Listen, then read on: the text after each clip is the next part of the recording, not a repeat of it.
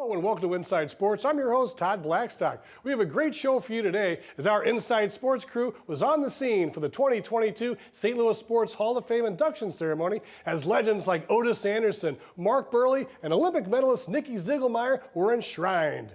Former Big Red running back Willard Harrell was on hand, and he will join us in studio to give us his reaction to the event and discuss his NFL career. Plus, Angella Sharpe has the scoop from the Supercross event held recently in town. So stay with us for this and much more coming up next on Inside Sports.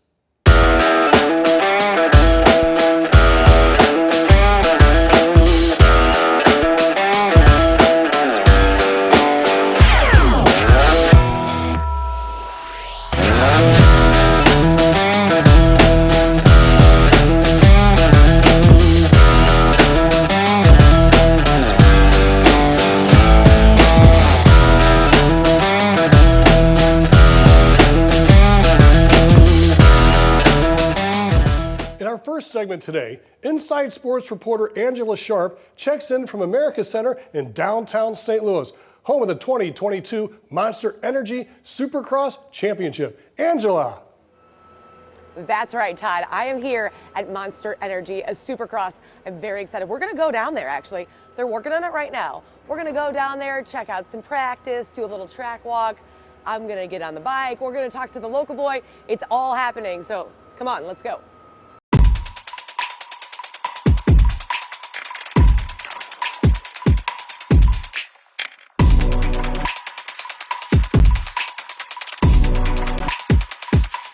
Well, who else was I going to talk to when I got here other than Bubba Pauly? It's St. Louis is kind of your home show, if you will, right? Yeah, it's awesome. It's a childhood dream coming and racing here. Okay, now I talked to you the last time I was here in 2019. How have we been doing since 2019? Because COVID kind of messed everything up there for a while. Yeah, obviously it was crazy for everybody. Feld Entertainment and AMA Supercross did a tremendous job of getting our schedule back on track, and we resumed our schedule in 2020. We raced a full schedule last year and a full schedule this year, and now with full attendance, it's unreal seeing that back in the stadiums. I guess when you lost full attendance, I'm sure that really makes you appreciate full attendance a whole lot more. Yeah, you know, the fans screaming and the energy in the stadiums is so much more when it's full capacity. Oh, and let's talk about all those fans that are going to be here, particularly for you this weekend. Yeah, I'm going to have a huge, family friend crowd here, and probably a couple hundred people that I personally know close to me. So, a little extra pressure, but it's not my first rodeo. We've been doing this for a while. Doing this for just a little while, so you're kind of used to it. But not even just the people that you know personally. I assume when people say from the St. Louis area, the whole crowd is kind of on your team, right? Yeah, it was a few years back we raced here, and I could almost hear as I came by, with the bikes running and everything, I could hear the fans, cheering for me. And you don't really feel that at too many other venues when you're not the hometown guy. Yeah, that's got to be huge. And this is your bike. I had to bring your bike over here. You've got some St. Louis graphics on your bike even. I mean, that's how St. Louis you are. Yeah, for sure. And Top Secret Designs, the company that does our graphics, are a local company here as well. And he's the one that designed everything and had us looking special for this race. So hats off to him and all of our other sponsors as well. And, just doing the hometown thing and making everybody proud. Now, I've heard a lot of the guys talk about St. Louis dirt and how it's better. I need more information. Well, it's that Mississippi River bottom dirt. So it's good for growing crops and it's good for motorcycles. Really? I had no idea those two kind of correlated together. Yeah, good traction. It's soft. It's not too soft. It's not too hard. So it makes for some great racing because the tracks break down differently. And it's awesome. It's, it's home for me. So it's what I'm used to. But everybody else enjoys coming here as well.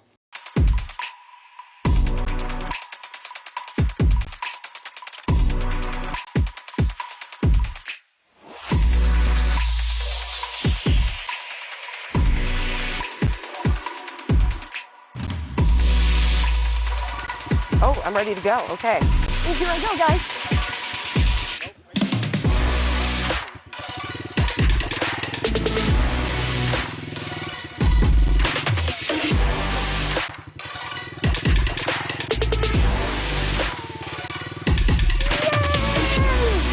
I feel like I've done much better than I did in 2019. Hey Todd, I had so much fun here at Monster Energy Supercross.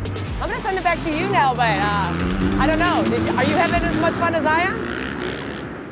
Now we're down at the Luna Center here in Sunset Hills, just southwest of St. Louis, home of the 2022 St. Louis Sports Hall of Fame. Lots of celebrities here tonight and some special individuals going into the St. Louis Sports Hall of Fame. Greg Marisek started the St. Louis Sports Hall of Fame in 2009. Since his passing, Tim Moore has taken the reins, now the executive director. And, you know, Tim, Greg had a fantastic idea. He laid the groundwork and got the ball rolling. And how awesome is it for you to take the reins and keep it going? Yeah, well, definitely, Greg, this was his vision and his concept of what he wanted to happen, to have a Sports Hall of Fame for all sports in St. Louis, not just individual sports. And when he passed away, it was a sad day for us, but we're here tonight, and I know he's happy for that. You know, he was all over the media in different genres and everything. And you know, the one thing I liked about Greg was he was a hustler. I mean, he'd go into Charlie Gino's and say, hey, can I have that Ken Boyer signed shirt? Yeah. And he'd go over to different restaurants and he'd hustle. Yeah. And he'd get out there and do his thing, wouldn't he? He constantly did that. He would take flyers to the craziest places just to hand them out. He never went without some material to hand out to somebody. That's great. So last year there was no ceremony due to the pandemic. Why is 2022 so special? And tell us about some of the inductees. Well, it's been 2.5 years since we had an induction, actually 903 days to be exact. And we've got a great group that's waited patiently for 2 years to have this night. And we're so happy it's coming to fruition. Any final thoughts moving forward with the event? I hope it turns out to be as great a night as I think it is. The Big Reds, first round draft pick. You probably had one of the greatest first games in the history of the NFL running backs. I mean, talk about bursting on the scene with the Big Red. Well, I had great linemen. I had Dan Dierdorf, Tom Banks, Bob Young, Terry Steve. You can't go wrong. Those guys were all pro bowlers. So if you had to have your best game in the first game as a rookie, you want somebody like that blocking for you. It's interesting. I think your rookie year, you had the most yards of your whole career, 1,300. You had 1,000. No, I had 16. 1,600. I stand corrected. So anyway, we didn't want to cut you short there. I remember watching the highlights when they said Ottis Anderson coming to the Big Red, and they showed a couple like long touchdowns that they're like kickoff returns. So you're like a big kickoff return guy in college, not so much in the pros because they needed your legs for the backfield. Well, you know, Lou Saban was my coach at Miami, and I left West Palm Beach #1 punt and kickoff return in high school. So, but my first 3 years at Miami, they didn't put me back there for whatever reason, which I'm glad they didn't. But Lou Saban came in, and we were starting our first game, and he said, let's mix up some of this. And I said, what do you mean by that? He said, I want you to run kickoff. And I said, Coach, I've been running kickoff since high school. He said, it's in you. So that's where I started off, running kickoff back for Hurricanes. I remember they drafted Theodis Brown right after that. It was like the Otis and Theodis show. I mean, you guys had your own radio shows. And I remember there was a dark time at Lindenwood College when J.B. Kane had passed away. And was that one of the toughest moments, being a young player to see something like that happen? I think it's for the whole team. It was one of those moments because J.V. was such a key to our whole offense, and he had been hurt the year before, and he was coming back. So everybody was excited about the possibility, and his ability was off the chart as far as tight end and what he would have been. Unfortunately, that happened. But like everything else, you say your prayers and you mourn the family, and then you just move on, and but never forgotten. You had great success in St. Louis. Then you went to the New York Giants. You didn't have quite as many yards, but you got a couple of Super Bowls. I remember, my tearing up watching you control the second Super Bowl you guys won. It was just an amazing performance and a culmination of a fantastic career. What was that like? Well, what I remember most about that was it was the Gulf War, and they weren't planning on having a game. President at the time, Bush, said it was good for the country. And we made it happen, but having Whitney Houston sing the national anthem, by far the greatest ever performed that service. But we knew the only way we could win was to keep Buffalo offense off the field. And we just put a game plan together where we're going to try to control the ball by getting 3 yards, 4 yards, 5 yards. Throw the ball here, throw the ball there. And then Belichick came up with such a great defensive formations that he had for their defense that was never ever seen before, never ever done before, where you rush 2 and drop 9. That's not football. But that's what he did, and we were successful because Buffalo tried to throw instead of run it. And they figured it out late. I'm glad it was late, and we made it happen. Moving forward, what's going on with you? I mean, you had a fantastic career. Now you're retired, enjoying yourself. What's the future hold for Ottis Anderson? Well, I have 2 companies. One company called Sign. Sign is a company that gives fans an opportunity to still stay connected to their favorite athlete by getting a video message from an athlete and a piece of memorabilia. Wow, that's pretty cool. Yeah, sign.signd.com. And the other part I have is called Metro Exhibit, and it's called First Group Marketing. Myself and Lawrence Taylor are a diversity company that do trade shows around the country. We build those beautiful booths.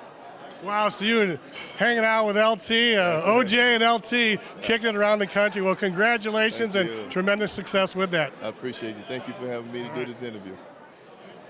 And joining us now is one of the all-time great skaters going into the 2022 St. Louis Sports Hall of Fame, Nikki Ziegelmeyer. Nikki, thanks for joining us, and tell us about this event tonight and how it all came about.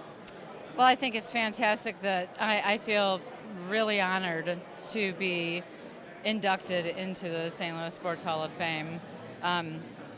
It came as a surprise to me, and this is bigger and better than I actually ever imagined. It's a fantastic honor. Can you tell us about some of your top career accomplishments and some of the memories that serve you most in your great career? Some of the top memories, I would say the actual making the Olympic team, probably the first time as being only 16 years old. It was a surprise because I had never competed internationally in my entire life. And when I made the Olympic team, I knew not only was my first time internationally to skate competitively, it was going to be for an Olympic medal. That was a lot of pressure.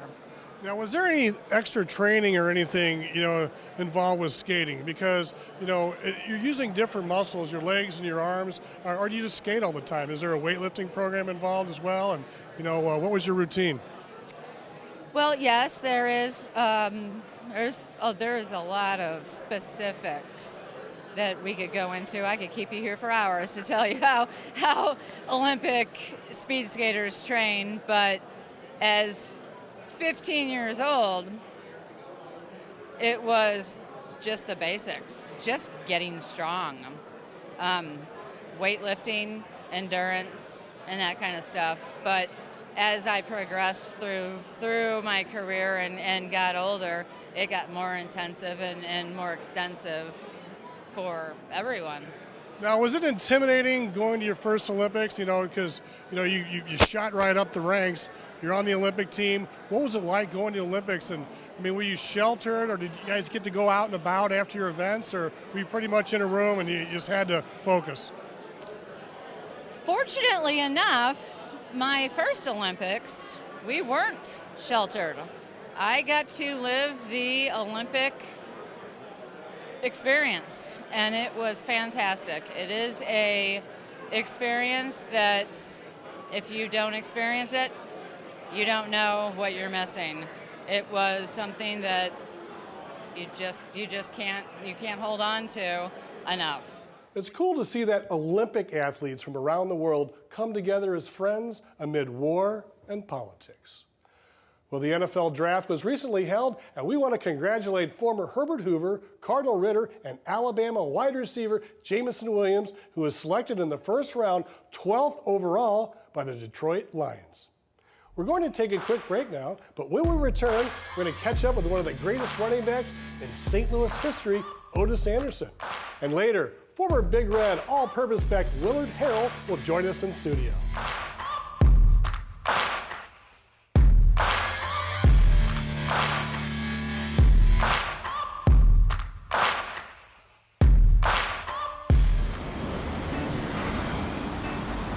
Hey, let's check out this park.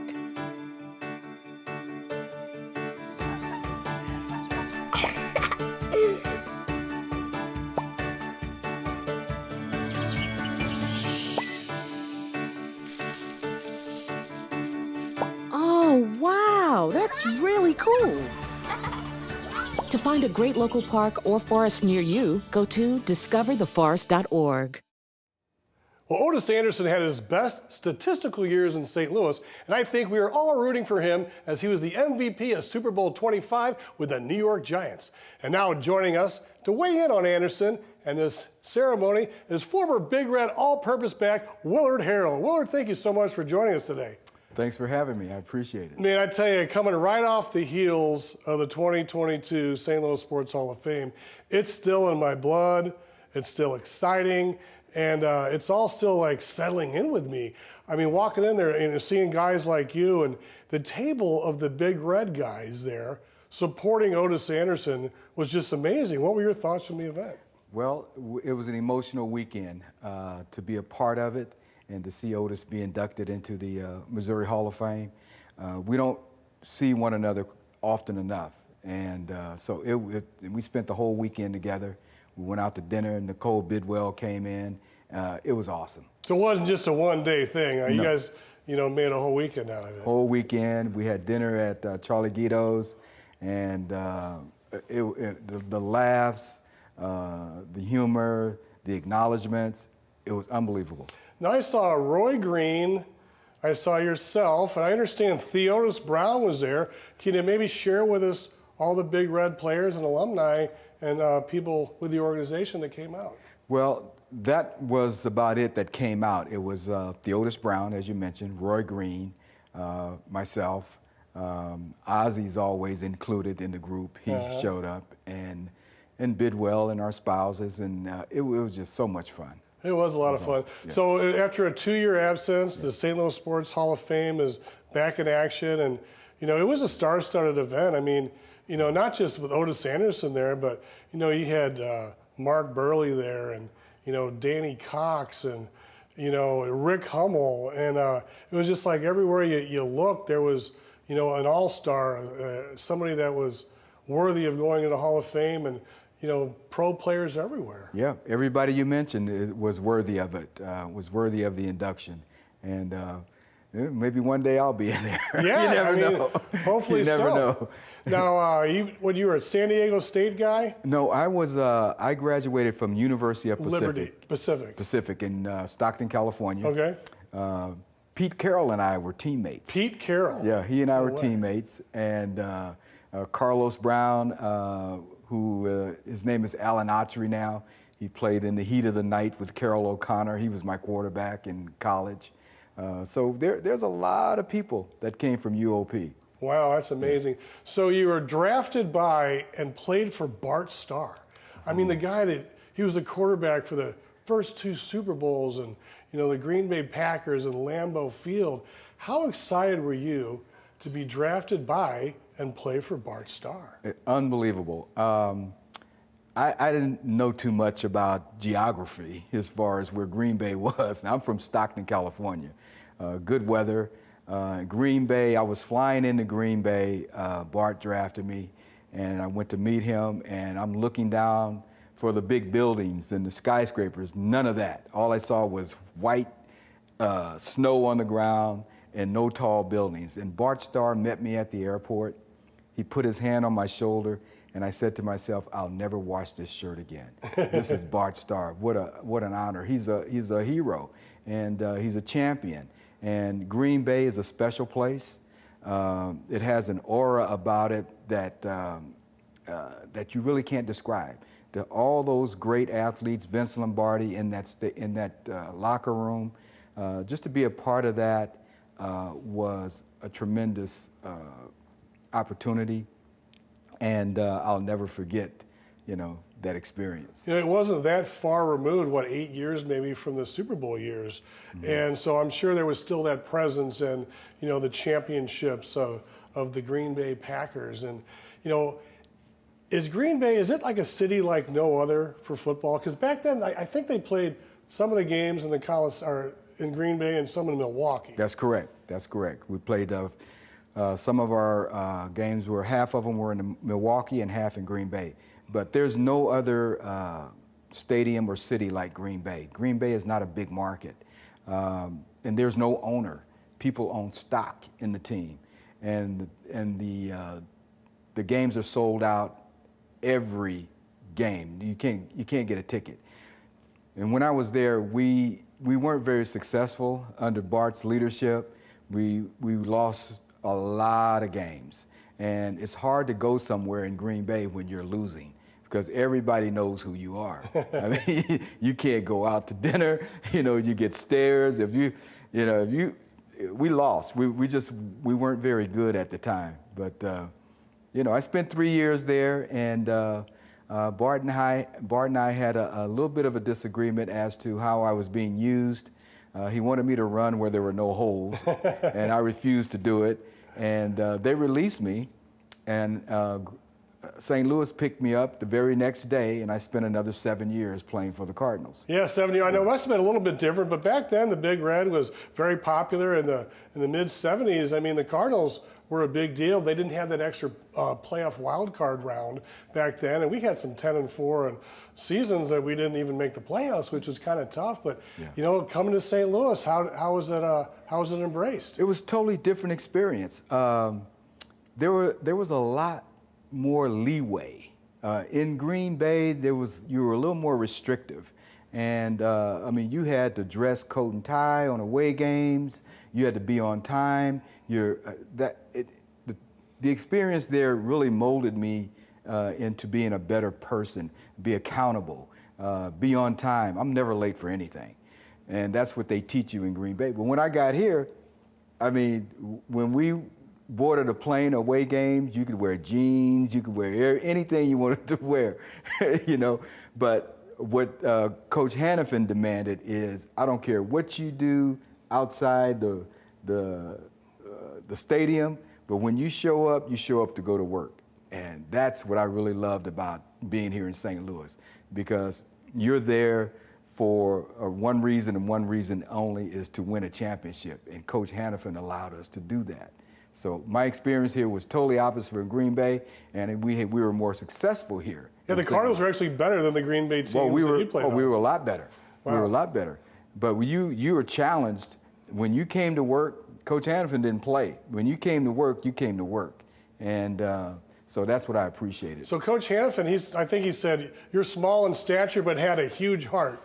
And there's a lot to be said with that because, returning kicks, catching passes out in the flat, running the ball. You did a lot of things. You were very versatile. And you got to play with some pretty special players that still stay together today.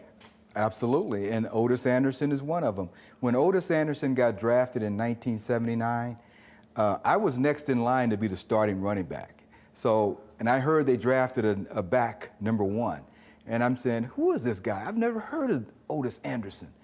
And so when he came to training camp, when he showed up, he was 6'2", 225 pounds. I'm 5'9", 185 pounds. And I'm a scat back, quickness. I rely on my quickness. And I said, there is no way that this guy is a running back. He's going to be blocking for me. This is what I'm saying. I'm looking at him. And then when he got on that practice field and started displaying some of his talent, I said, you know what? I know my role. I said, I'm going to help Ottis be the best he can be in this league, because we're here for one common goal, and that's to win a championship. And I told Ottis, I'm going to help you be the best running back you can be. I've been in the league for 3 years prior to him. And and I did that. And Ottis, he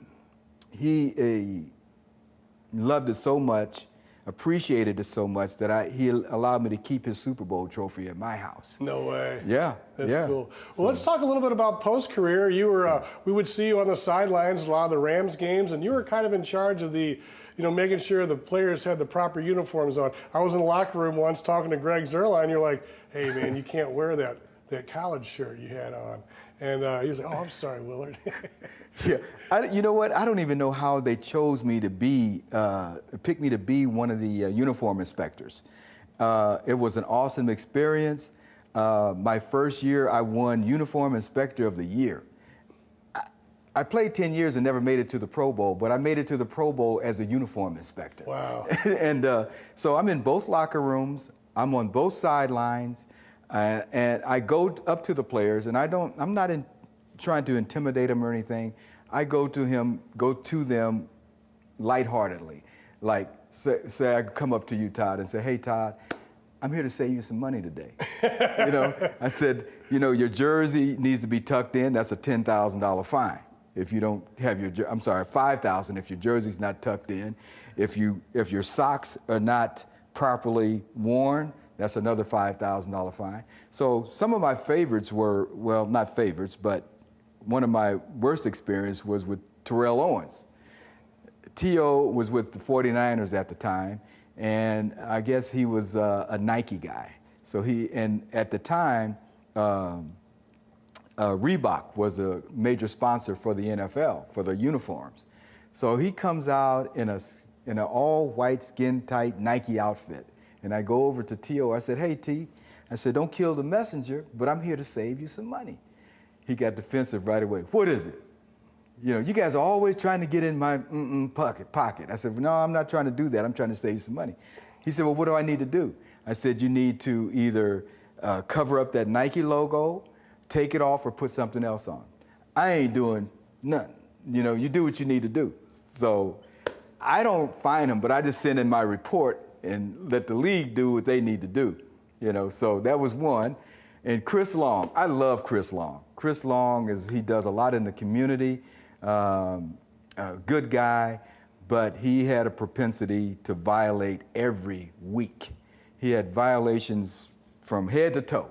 And this one particular game, it was a Thursday night game, only game in town. And he decided to come out with like 5 or 6 violations. And I said, Chris, the commissioner's here tonight. I said, you're gonna make me look bad, you're gonna make yourself look bad. He said, well, Willard, I'll take care of it, don't worry about it. Game started, he didn't take care of it. He sent me a handwritten note saying, Willard, I know I'm gonna get fined.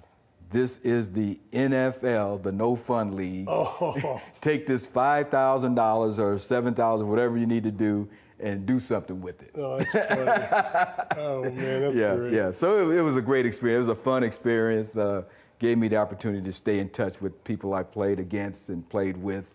So it was awesome. Sure. Well, thank you so much for joining us. I know you're doing insurance now. If someone wants to contact you, do you have information we could share? Well, I'm going to give a shout out to my team. I have 2 full-time staff, Julie Jones and Lori Lesh. They really keep the ball rolling for me. But yeah, I can be contacted. I'm in the phone book, Willard Harrell, statefarm.com. All right. All right. Well, thank you so much for joining us today, man. I saw you the other night. I was like, man, it'd be cool to catch up with Willard Harrell and get his thoughts on Ottis Anderson. So thank you so much for coming today. Thanks for having me, Todd. Thank you. Appreciate that. Appreciate it. Well, that's our show for today. Make sure you catch the next episode of Inside Sports, where we will chat with Hall of Fame writer Rick Hummel, former White Sox pitcher Mark Burley, and former Cardinal Danny Cox. Thanks for watching Inside Sports on STL TV Experience St.